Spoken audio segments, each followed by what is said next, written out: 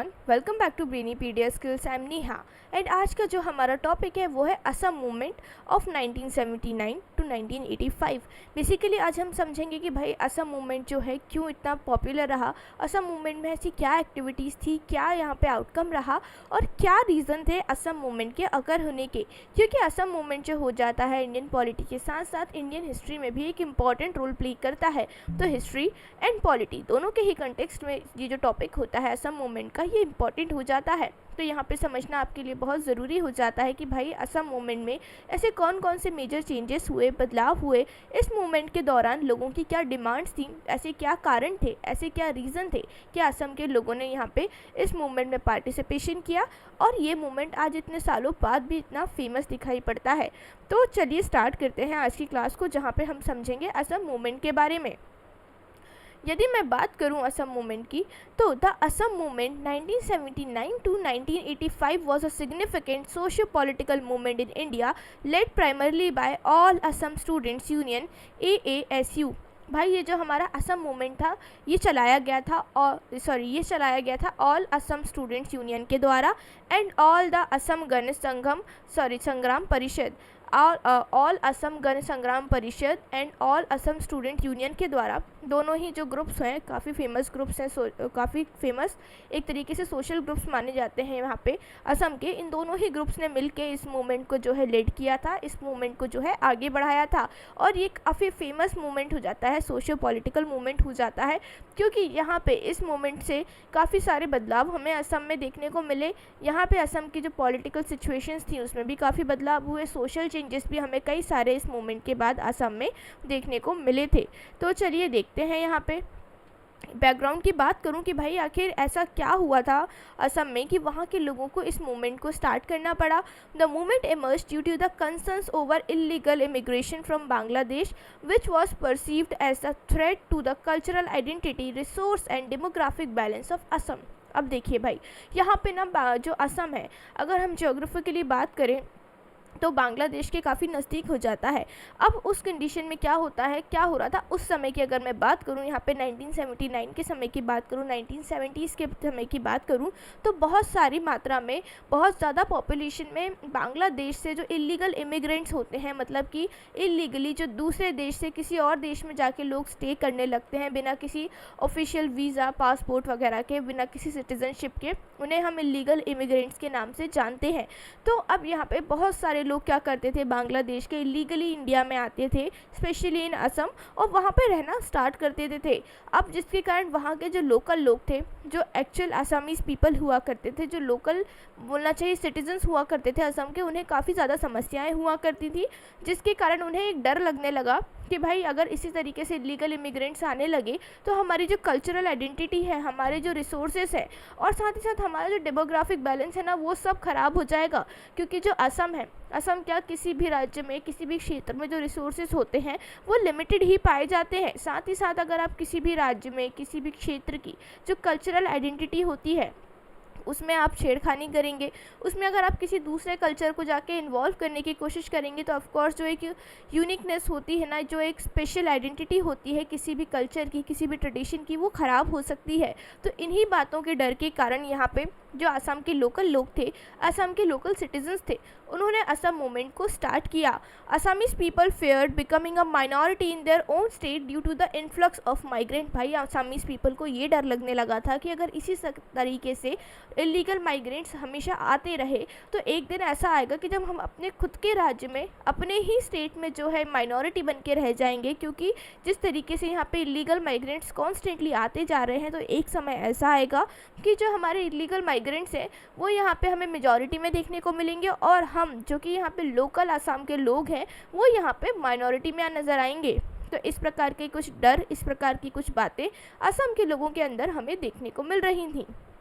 की कॉजेज़ की मैं बात करूं, देखिए भाई की कॉजेज़ में सबसे पहला की कॉज जो रहा वो तो था illegal migration crisis. Large scale of migration from Bangladesh led to the fear of cultural and demographic changes. भाई सबसे बड़ा डर, सबसे पहला जो एक बोलना चाहिए कॉज था वो तो यही था इलीगल माइग्रेशन का। साथ ही साथ दूसरा था रिसोर्स एक्सप्लॉयटेशन। अब रिसोर्स एक्सप्लॉयटेशन कैसे? Because migrants were seen as competitors for limited resources like land and job. अब यहाँ पे मैंने आपको बताया कि कोई भी क्षेत्र होता है, कोई भी एरिया होता है, वहाँ पे जो रिसोर्सेज होते हैं वो लिमिटेड ही देखने को मिलेंगे, अनलिमिटेड आपको कुछ भी कहीं भी देखने को नहीं मिलेगा। फॉर एग्जांपल ज़मीन होगी, वो भी लिमिटेड होगी, एक पर्टिकुलर एरिया में ही होगी। नौकरियाँ होंगी और जो भी रिसोर्सेज बाकी के होते हैं वो सब आपको लिमिटेड देखने को मिलेंगे। लेकिन जब वहाँ पे पॉपुलेशन बढ़ने लगी तो यहाँ पे कंपटीशन भी बढ़ने लगा, ज़मीन को लेके भी और नौकरियों को लेके भी। तो लोगों को लगा कि भाई अगर इसी तरीके से चलता रहा तो एक समय आएगा जब हम जो लोकल लोग हैं यहाँ पे, हमें ही अपने ही क्षेत्र में, अपने ही राज्य में रहने के लिए ना तो ज़मीन मिल पाएगी और ना ही नौकरी करने के लिए नौकरियाँ। तो फिर हम सर्वाइव कैसे करेंगे? तो वहाँ के लोगों को इन बातों की काफ़ी चिंता जो है होने लगी थी। देन पॉलिटिकल इंस्टेबिलिटी की बात करूं, the collapse of state governments and imposition of presidents rule created unrest. अब भाई उस समय 1970s की यदि मैं बात करूं, उस समय यहाँ पे राज्य सरकार जो हुआ करती थी उनका काफ़ी ज़्यादा कोलैप्स हमें देखने को मिल रहा था। मतलब पॉलिटिकली भी काफ़ी स्टेबिलिटी हमें नज़र नहीं आ रही थी असम में। जो एक स्ट्रॉन्ग पॉलिटिकल पार्टी या फिर एक स्ट्रॉन्ग गवर्नमेंट जो होती है वो हमें उस समय असम में नज़र नहीं आती थी, जिसके कारण वहाँ पे प्रेसिडेंट रूल यानी कि राष्ट्रपति शासन जो है लगा दिया जाता था, जिसके कारण भी लोगों में काफ़ी ज़्यादा एक भय था, एक चिंता थी कि भाई अगर इसी तरीके से चलता रहा तो हमारे हित में फैसले लेगा कौन? क्योंकि अगर हमारी राज्य सरकार ही स्टेबल नहीं है, हमारे स्टेट की जो गवर्नमेंट है उसमें ही स्टेबिलिटी नहीं है, तो हमारे हित में, हमारे फेवर में कौन डिसीजन मेकिंग करेगा, कौन हमारी बातों को सुनेगा और समझेगा? इसके बाद इकोनॉमिक चैलेंजेस भी हमें देखने को मिले। किस प्रकार से? Wide spread poverty and unemployment were exacerbated by the perceived impact of migration. भाई जिस हिसाब से माइग्रेशन यहाँ पे बढ़ रहा था, माइग्रेशन के बढ़ने के साथ साथ पॉवर्टी यानी गरीबी और अनएम्प्लॉयमेंट भी बढ़ रही थी, क्योंकि ऑफ कोर्स जितनी भी वहाँ रिसोर्सेस अवेलेबल थे वो सिर्फ असम की पॉपुलेशन, असम के एक्चुअल जो ओरिजिनल लोग हुआ करते थे उनके लिए अवेलेबल हुआ करते थे। लेकिन अब उस पॉपुलेशन में बहुत सारे इलीगल माइग्रेंट्स की पॉपुलेशन भी हर साल बढ़ती ही जा रही थी, जिसके कारण कंपटीशन काफ़ी इंक्रीज़ हुआ, जिसके कारण जो पॉवर्टी है और जो अनएम्प्लॉयमेंट है उसके रेट्स भी क्या हुए, काफ़ी ज़्यादा इंक्रीज़ हुए। अब आप इलीगली अगर माइग्रेट करके आ भी गए हैं तो आप कमाएंगे क्या? आप वहाँ पे अर्निंग कैसे करेंगे? आप अपने लाइवलीहुड को कैसे मैनेज करेंगे? और अगर आप नहीं कर पाते हैं तो वहाँ की जो गरीबी है, जो अनएम्प्लॉयमेंट है, उसमें भी क्या हो रहा था, धीरे धीरे करके बढ़ोतरी हमें देखने को मिल रही थी। तो इस तरीके के इकोनॉमिक चैलेंजेस जो हैं वो भी हमें असम में नज़र आए। देन मेजर इवेंट्स की यदि मैं बात करूं, यहाँ पे द मूवमेंट बिगिन इन 1979। अगर मैं बात करूं, असम मूवमेंट की शुरुआत होती है 1979 से with protest and demonstrations demanding the identification and deportation of illegal migrants.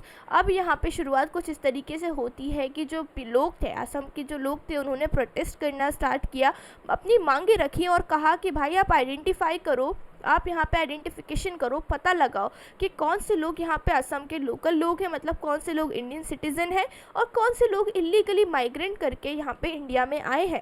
और जैसे ही आपको पता चले, आप क्या करो, उन लोगों को असम से बाहर निकालो, डिपोर्ट करो, मतलब बाहर निकाल दो आप उन लोगों को, क्योंकि हमें असम में इलीगल माइग्रेंट्स नहीं चाहिए।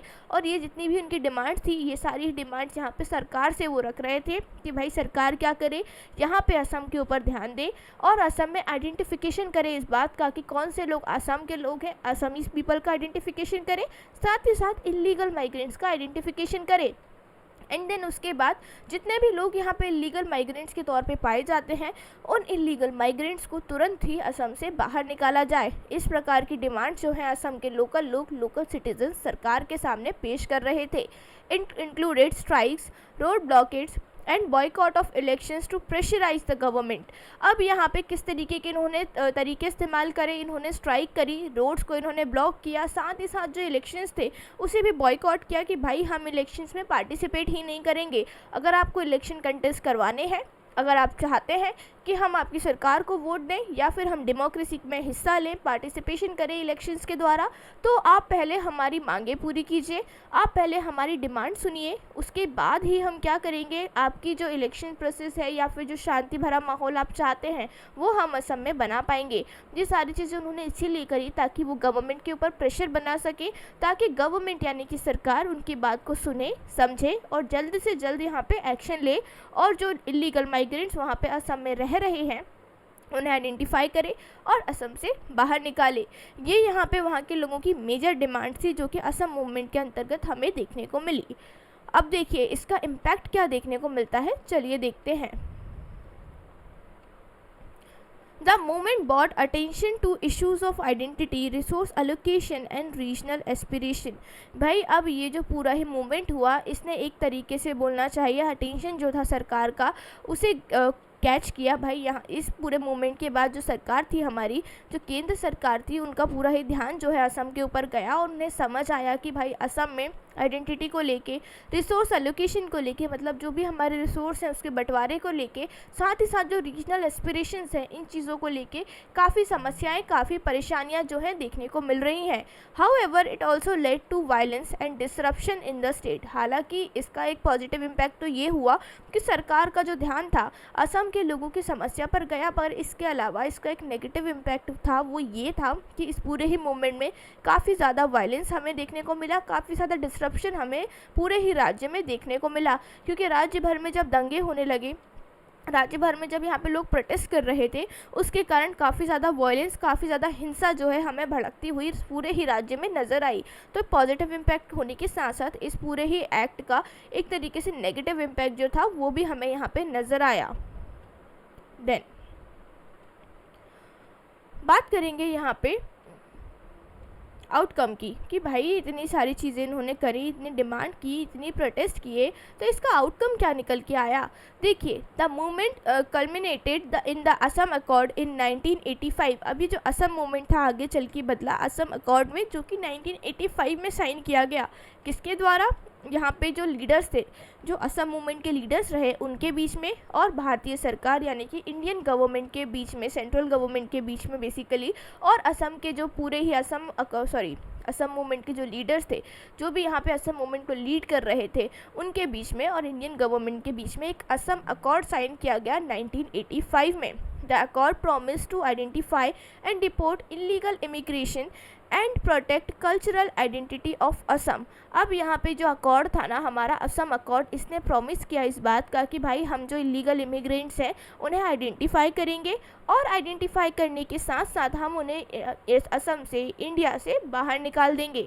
तो यहाँ पे जो प्रॉमिस यहाँ पे असम के लोकल लोग चाहते थे कि सरकार उन्हें जिस चीज़ का प्रॉमिस करे, जिस चीज़ का वादा करे, यहाँ पे सरकार ने उन्हें वो प्रॉमिस दिया, उनकी जो डिमांड थी उसे फुलफ़िल किया, और उन्हें इस बात का वादा किया कि भाई हम आइडेंटिफिकेशन करेंगे कि आपके असम में ऐसे कौन कौन से लोग हैं, ऐसे कौन कौन से ग्रुप ऑफ पीपल हैं जो कि इलीगल माइग्रेंट्स हैं, और जैसे ही हमें पता चलेगा हम उन इलीगल माइग्रेंट्स को असम के बाहर निकाल देंगे, तो आप यहाँ पे चिंता मुक्त हो जाइए। तो इस प्रकार के प्रोमिसेस जो है असम अकॉर्ड के अंतर्गत किए गए, और ये असम अकॉर्ड साइन हुआ था 1985 में।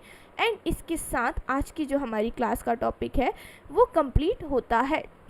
आई रियली होप कि असम अकॉर्ड के रिगार्डिंग जो बातें थी आपको समझ में आई, असम अकॉर्ड में चीज़ें किस प्रकार से वर्क करी, भाई लोगों की क्या डिमांड थी, किस प्रकार के कॉजेज़ थे, सब समझ में आया होगा। Let's have a quick revision, quickly एक बार देख लेते हैं कि भाई हमने आज क्या क्या बातें करी। सबसे पहले हमने शुरुआत करी इस ब्यूटीफुल से पोस्टर के साथ, जहाँ पे आपको नज़र आ रहा होगा असम के लोग जो हैं प्रोटेस्ट करने के लिए आगे बढ़ रहे हैं। इसके अलावा असम मूवमेंट के बारे में हमने समझा कि 1979 से लेकर 1985 तक ये मूवमेंट जो है चला, और 1985 में आके असम मूवमेंट बदल गया असम अकॉर्ड में, जो कि साइन किया गया था असम मूवमेंट के लीडर्स, जो कि all Assam students union and all Assam गण संग्राम परिषद के लोग हुआ करते थे। इसके अलावा फिर हमने बैकग्राउंड समझा कि भाई ऐसे क्या समस्याएं आ रही थी, ऐसे क्या कारण थे, मेजर रीज़न क्या रहे असम मूवमेंट को स्टार्ट करने के, जहाँ पे हमने पाया कि जो मेजर कॉज था ना वो था इलीगल इमिग्रेशन का। मतलब जो लोग इलीगली इंडिया में आके, असम में आके स्टे करना स्टार्ट कर रहे थे, कहाँ से, बांग्लादेश से। फिर हमने की कॉजेज़ की बात करी, जहाँ पे हमने इलीगल माइग्रेशन क्राइसिस को देखा, रिसोर्स को एक्सप्लॉइट किया जा रहा था, रिसोर्स एक्सप्लॉइटेशन हो रहा था, इसे देखा, पॉलिटिकल इंस्टेबिलिटी के बारे में हमने समझा, फिर हमने कुछ इकोनॉमिक चैलेंजेस जो आसाम के लोग फेस कर रहे थे उस चीज़ को डिस्कस किया। इसके बाद हम आगे बढ़े, जहाँ पे हमने मेजर इवेंट्स के बारे में समझा। मेजर इवेंट्स के अलावा जब हम आगे बढ़े, हमने असम मूवमेंट के इम्पैक्ट को देखा, जहाँ पे हमने एक पॉजिटिव इम्पैक्ट और एक नेगेटिव इम्पैक्ट भी देखा। आफ्टर दैट हम यहाँ पे आउटकम पे आए कि भाई आखिर इतने सारे स्ट्रगल, इतना सारा जो मेहनत किया असम के लोगों ने, इतनी सारी जो बोलना चाहिए प्रोटेस्ट किए, रोड ब्लॉकेज किया, और जो इतने महीनों की उनकी इतने सालों की मेहनत थी उसका आउटकम क्या निकला। तो आउटकम निकला असम अकॉर्ड, जो कि 1985 में असम मूवमेंट के लीडर्स और इंडियन गवर्नमेंट के बीच में जो है साइन किया गया था। एंड आफ्टर दैट हम यहाँ पे अपनी क्लास को सम अप करते हैं। आई रियली होप कि आज की क्लास का जो टॉपिक था असम मूवमेंट आपको बेहतर तरीके से समझ में आया होगा, किस प्रकार से सारी चीज़ें हुई आपने अच्छे तरीके से समझा होगा। And I really hope you all are doing well, you all are healthy, and you all are happy. At last I would like to say just one thing, that thanks for watching the video. Thank you.